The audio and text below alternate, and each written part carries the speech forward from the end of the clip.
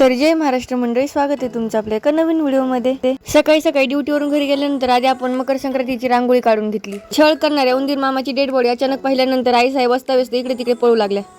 8 पैकी 4 नारळाचं पाणी पिऊन सुद्धा आमचं मन भरलं नाही, म्हणून आम्ही नारळाचा वच केला आणि त्याच्यामधली मलाई सुद्धा खाऊन टाकली। आई साहेब मात्र अजूनही उंदीर मामाच्या आठवणीतच बुडून गेलेल्या होत्या। स्वतः काम करतात पण आपल्याला बोलण्यामध्ये अडकवतात, म्हणून आई साहेबांनी आपल्यामध्ये थोडीशी वाचावाची झाली।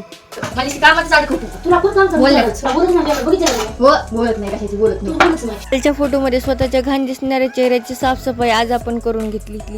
थोडी खरेदी आणि खाणंपिणं झाल्यानंतर आईसाहेब फोटोशूटसाठी तयार झाल्या, पण आपली अवस्था मात्र बेकार झालेली होती। काही झालं तरी नटायचा नाद काय सोडायचा नाही। त्यानंतर आम्ही तयार होऊन पापनेश्वरमध्ये गेलो। आईसाहेब पापनेश्वराकडे खूप केविलवाण्या नजरेने पाहत होत्या, म्हणून पापनेश्वराने त्यांना आधी पूजेसाठी बसवून घेतलं।